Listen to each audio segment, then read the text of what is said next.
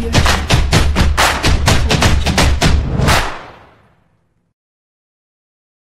Everyone, Jai Hind. My name is Sky and I welcome you all to my YouTube channel this Sky's world. तो कैसे हैं आप सब? I hope आप सभी बहुत अच्छे होंगे। आज हम डिस्कस करने जा रहे हैं एक बहुत इंपॉर्टेंट टॉपिक जो कि है uniform civil code.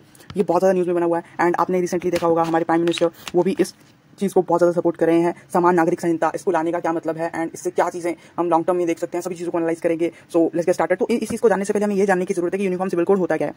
Uniform civil code means that all sections of society irrespective of their religion shall be treated equally according to the national civil code which shall be applicable to all uniformly। Means ये एक rule set of rules होगा, ठीक है, जो हर किसी को follow करना पड़ेगा, ठीक है। और ये किन किन चीज़ों से डील करेगा? आपके मैरिज रिलेटेड अफेयर्स से एंड डाइवोर्स रिलेटेड थिंग्स से, maintenance, inheritance, adoption, succession of property, right, तलाक, रखरखाव, विरासत, गोद लेना, संपत्ति, उत्तराधिकार जैसे क्षेत्र शामिल रहेंगे इसमें, राइट। इन मैटर से ये डील करता है। अगर मैं आसान शब्दों में समझाना चाहूँ, राइट, कि यूनिफॉर्म सिविल कोड क्या होता है, तो let's say this is a country, ठीक है, लेट्स से इंडिया है ना, आप इसमें रहते हैं, ठीक है, ये आप हैं, ये कोई और पर्सन है, ये किसी अदर रिलीजियस कम्युनिटी में रहता है, ठीक है, ये पर्सन कोई किसी और रिलीजियस कम्युनिटी में रहता है और ये पर्सन किसी और रिलीजियस कम्युनिटी में रहता है, राइट। तो अब यहाँ पे क्या है कि ये जो पर्सन है फर्स्ट वाला, चलो इनको नेम दे देता हूँ, A B C and D. जो ए है इसको इसका इन सारे मैटर्स को जो मैंने मैटर्स ऊपर बताया ना, उनको सॉल्व आउट करने का वे ये है, ठीक है, कुछ इस शेप का है। अब बी के मैटर्स की अगर बात करूँ, बी उन मैटर्स को इस वे में हैंडल करता है।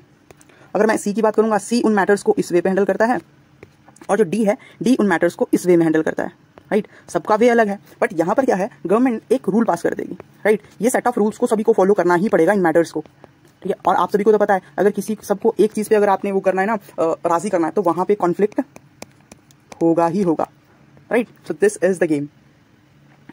यूनिफॉर्म सिविल कोड सभी को फॉलो करना ही पड़ेगा। तो ये है आसान वे से यूनिफॉर्म सिविल कोड। तो अब हम ये समझ लेते हैं कि यूनिफॉर्म सिविल कोड आया कहाँ से, राइट। इसकी बहुत ज़्यादा जिक्र हो रहा है, तो ये आया कहाँ से है, राइट। तो ये आपके आर्टिकल 44 में मेंशन्ड है, right, in correspondence with directive principles of the state policy, DPSP के अंडर, ठीक है। State shall be endeavour to provide for its citizens a uniform civil code throughout the territory of India, right. राज्य अपने नागरिकों के लिए पूरे भारत देश में एक समान अधिकार संहिता प्रदान करने का प्रयास करेगा, राइट। अब यहाँ पर क्या चीज़ है, ये जो डीपीएसपी है, जिस पर्सन ने पढ़ा हो डीपीएसपी के बारे में, उनको पता है दीज आर नॉट इन्फोर्सेबल। इनको इन्फोर्स नहीं करा जा सकता, but these are just like a guidance mechanism. Government इनका यूज कर सकती है अपने एडमिनिस्ट्रेटिव इश्यूज को, अगर वो एडमिनिस्ट्रेशन में सॉल्व कर लिया, अपने गवर्नेंस के स्ट्रक्चर को और एनहांस करने के लिए गवर्नमेंट इसका यूज कर सकती है, but these are not enforceable. और ये चीज कहाँ पे लिखी गई है कि दीज आर नॉट इन्फोर्सेबल, ये आपकी लिखी गई है आर्टिकल 37 में। तो ये आर्टिकल्स आप याद रख सकते हो, ये एक्चुअली आपको बहुत सारे आपके एग्जामिनेशन में आपकी हेल्प कर सकता है, ओके। तो लेट्स मूव फर्दर। अब हम ये जान लेते हैं कि arguments in favour of UCC, कि अब यूसीसी को अप्लाई करोगे आप यूनिफॉर्म सिविल कोड को, उसके फायदे क्या होंगे, ठीक है। फर्स्ट है इट विल इंटीग्रेट इंडिया। यहाँ पे इक्वालिटी का भाव आ जाएगा, नेशनल इंटीग्रेशन का भाव आ जाएगा, सबको एक जैसे ट्रीट करा जाए, सबको एक जैसे चीज़ों को कैरी आउट करा जा रहा है। तो ये एक अच्छे वे से कैरी आउट हो सकता है, ये इंटीग्रेशन की भावना को बढ़ा सकता है, ठीक है। It will have to reduce the vote bank politics. अब तो रिलीजन के नाम पे ये आप बोलते हो ना कि बहुत सारी चीज़ों बेसिस पे ये पॉलिटिक्स खेली जाती है, राइट, वो पॉलिटिक्स बहुत कम हो जाएगी, राइट। और personal law as a loophole, जो पर्सनल लॉज है, अब हर पर्सन के लिए पर्सनल लॉज हैं। अब वहाँ पे क्या होगा, आप देखो ये प्रोसेस को कॉम्प्लिकेट करने वाली बात है कि हर पर्सन के लिए हर चीज़ वहाँ पे मेंशन करी गई है, ठीक है, अलग सीन, ठीक है। बट यहाँ पे आप ये देख सकते हो, अगर एक सिंगल चीज होगी उसको एडमिनिस्ट्रेशन करना आसान होगा या 10 चीजों को आसान होगा। तो ये उस प्रिंसिपल पे है कि ये एक तरह का लूप होल है, इसको साइड में करके एक रूलिंग जब ला दी जाएगी तो चीजों को हैंडल करना थोड़ा और आसान हो जाएगा, okay. And sign of modern progressive nation, ये किस वे में बोला है, वेस्टर्न फिलोसफी के अकॉर्डिंग जो भी आपका नेशन है, अगर वो अपनी पैट्रियार्कल थिंकिंग, पैट्रियार्कल माइंडसेट को त्यागते हुए अपनी सारी चीजों को एक साथ रखता है, राइट, हर चीज को रैशनली, हर किसी को एक नजरिए से देखता है, तो वो एक आप बोल सकते हो मॉडर्न प्रोग्रेसिव नेशन की तरह उसको देखा जाता है कि ये साइंस है एक मॉडर्न प्रोग्रेसिव नेशन के, क्या वो प्रोग्रेस करना चाहता है अपनी ओल्ड मेंटालिटी को छोड़ के। तो ये चीज आप देख सकते हो। And more rights to women and promote gender justice, ठीक है, वुमेन्स को मोर ज़्यादा राइट्स देंगे, उनके जो आप मेंटेनेंस से रिलेटेड राइट्स हैं, डाइवोर्स से रिलेटेड राइट्स हैं। आपने देखा होगा बहुत सारे रिलीजन में बहुत गलत प्रैक्टिसेस करी जाती है वुमेन्स की रिगार्डिंग, ठीक है। फिर इवन हमने देखा जब प्रॉपर्टी को बांटना होता है तो तब भी वुमेन्स को इक्वल राइट्स नहीं दिया जाते, तो इसमें वो चीज़ भी कंसिडर्ड रहेंगी। All Indian should be treated same. अब सभी इंडियंस को एक जैसा ट्रीटमेंट मिलना चाहिए। ये थोड़ी है कि हिंदूज के लिए अलग पर्सनल एक्ट हो, मुस्लिम्स के लिए अलग पर्सनल एक्ट हो, और कोई धर्म हो उसके लिए पर्सनल एक्ट हो, राइट। तो सारे इंडियंस को एक जैसा ट्रीटमेंट मिलना चाहिए। तो उस चीज़ के रिगार्डिंग ही बोला गया है यहाँ पे। And this will promote the real form of secularism. एक सही आप बोल सकते हो वे होगा ये सेकुलरिज्म, क्योंकि सबसे अगर सबको इक्वल ट्रीटमेंट मिल रहा है तो वो सेकुलरिज्म का पार्टी है, और एक्चुअली में ये रियल सेकुलरिज्म है, right.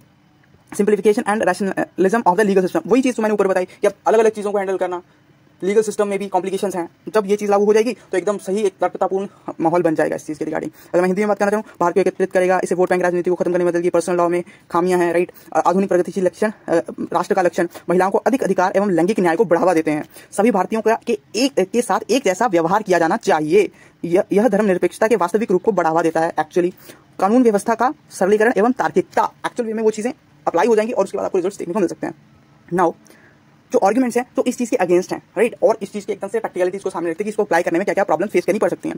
Diverse personal laws and customary practice in India is a country of diverse region and culture and traditions. ठीक है, ये तो इंडिया तो बहुत डाइवर्स कंट्री है, यू नो ऑल। ठीक है कि इंडिया में बहुत अलग अलग रिलीजन्स हैं, कल्चर प्रैक्टिसेस होती हैं, कस्टम्स फॉलो होते हैं। तो उन चीज़ों को माइंड में रखते हुए हर कम्युनिटी का अपना एक पर्सनल लॉ है, ओके, और जो वो कम्युनिटी है, जो वो रिलीजन है, वो अपने पर्सनल मैटर्स को इन्हीं के थ्रू गवर्न करता है।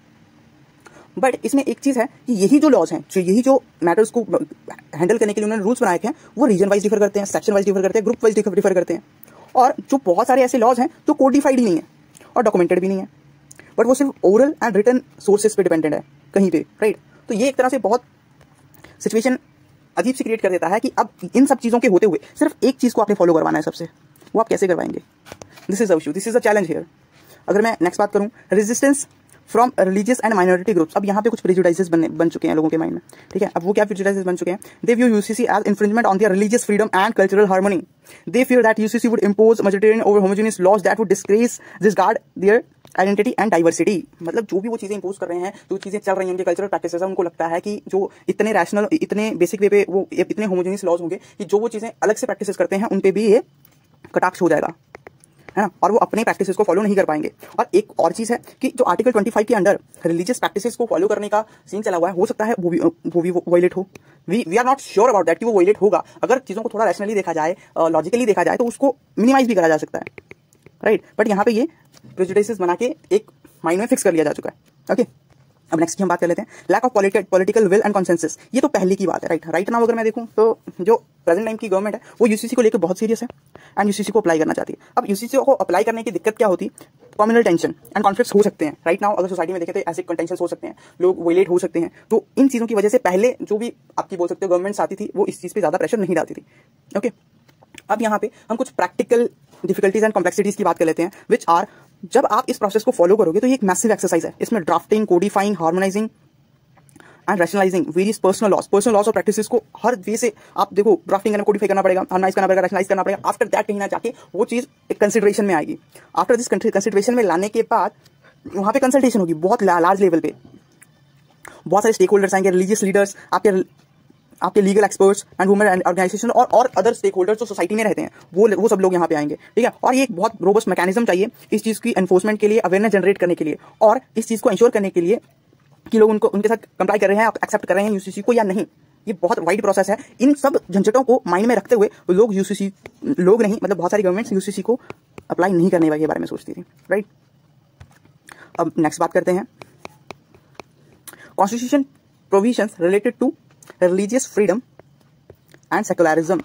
अब इसके रिलेटेड कॉन्स्टिट्यूशन प्रोविजंस कौन से? आर्टिकल 15 आपका क्या कहता है? No discrimination on the grounds of religion, race, caste, sex और place of birth. And article 25 क्या कहता है? Freedom of conscience and free profession, practice, propagation of religion subject to reasonable restrictions on the grounds of public order, health and mortality. And आपका article 25 का part 2 क्या कहता है? Right to establish and administer religious institutions. Article 27 क्या कहता है? Prohibits the state from living tax proceeds of which use for the benefits of the particular religion. अब article 28 किस चीज से रिलेट करता है? Deals with the issue of religious instructions in the educational institutions. अब हिंदी में भी इस चीज के बारे में बात कर लेते हैं। धर्म, मूल वंश, जाति, लिंग या जन्म स्थान के आधार पर कोई भेदभाव नहीं किया जा सकता। सार्वजनिक व्यवस्था, स्वास्थ्य, मृत्यु दर के आधार पर उचित प्रतिबंधों के अधीन अंतरात्मा की स्वतंत्रता और धर्म का स्वतंत्र व्यवसाय, अभ्यास और प्रचार किया जा सकता है।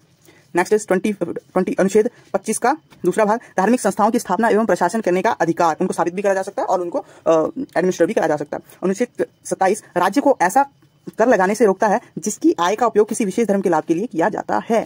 शैक्षणिक संस्थानों में धार्मिक निर्देशों से के मुद्दों से संबंधित आर्टिकल अपना 28, राइट। तो आपको ये प्रोविजंस याद रखने चाहिए जो कि रिलीजियस थिंग्स से कनेक्टेड है। अब यहाँ पर हम बात कर लेते हैं इंपॉर्टेंट केसेस, ठीक है। और इन केसेस को आप जब भी आप यूसीसी के बारे में बात करेंगे, कहीं पे आप बताएंगे, तो आप वहां पे इनको कोट भी कर सकते हो। Shah Bano versus Mohammad Ahmad Khan 1985, the supreme court upheld the right of Muslim woman to claim maintenance from her husband under section 125 of the criminal procedure code, even expiry of the iddat period. It also observed that UCC would help in removing the contradiction based on the ideologies. Okay, like जो भी person है, मतलब जो women है, वो maintenance claim कर सकते हैं इवन आफ्टर इद्दत। इद्दत क्या होता है?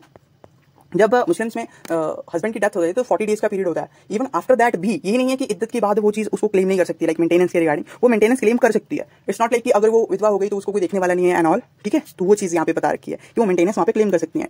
और ये ऑब्जर्व करा जा रहा है कि ये इस तरह के कॉन्ट्रडिक्शंस को, इस आइडियोलॉजीज को रिमूव करने का काम करेगा यूसीसी। ओके, अब Sarla Mudgal versus Union of India 1995, इसमें क्या चीज बताई गई है? Supreme Court held that Hindu husband can not convert to Islam to marry another woman without dissolving his first marriage. It also state that UCC would prevent such fraudulent conversion and bigamous marriages, right. इससे आपकी जो भी आप ऐसी marriages करना चाहते हैं, जो लोग सिर्फ एक एक्स्ट्रा शादी करने के लिए अपना कन्वर्जन करते हैं, ऐसे कन्वर्जन को भी एक तरह से अनकॉन्स्टिट्यूशनल इसके अंडर बता दिया जाएगा।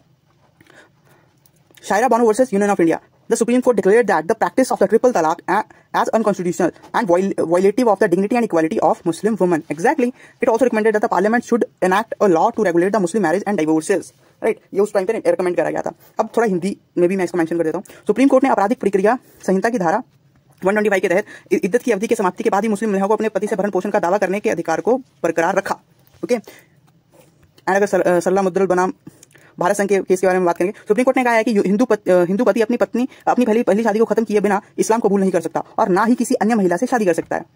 इसमें यह भी कहा गया है कि यूसीसी इस तरह के धोखाधड़ी वाले धर्मांतरण और द्विविवाहिक विवाह को रोकेगा। एग्जैक्टली रोकेगा। जब उस पर लॉज बन जाएंगे, आप ना कन्वर्जन कर सकते हो, आपकी मैरिज के रिलेटेड, डाइवोर्स के रिलेटेड प्रॉपर लॉज जब बन जाएंगे, जब एक पूरा कोड बन जाएगा, तब ये चीजें कैरी आउट नहीं हो सकती।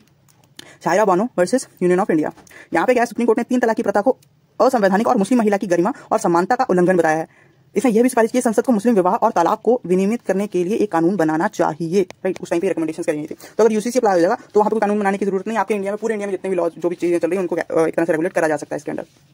अब हम बात कर लेते हैं एकलौती स्टेट गोवा के बारे में, राइट, जहां पर यूनिफॉर्म सिविल कोड अप्लाइड है। वहां की कंडीशंस के बारे में बात कर लेते हैं, वहां पे क्या कंडीशंस रखी गई हैं। गोवा सिर्फ एकलौती कंपनी है, एकलौती स्टेट है जहां पे यूनिफॉर्म सिविल कोड अप्लाइड है, कॉमन फैमिली लॉ के नाम से, ठीक है। ये पोर्चुगीज सिविल कोड है जो मतलब आज तक लागू ही है। UCC in Goa is a progressive law that allows equal division of income and property between husband and wife and also between children. Every birth, marriage and death have to be compulsorily registered. For divorce there are several provisions. Muslims who have their marriage registered in Goa cannot practice polygamy or divorce through triple talaq. During the course of the marriage, all the property and the wealth owned or acquired by each spouse commonly held by couple. Each spouse in the case of divorce entitled to half of the property, and in case of death, the ownership of the property is halved for surviving members. The parents cannot be disinherit their children entirely. At least half of the property has to be passed to the children. This inherited property must be shared equally.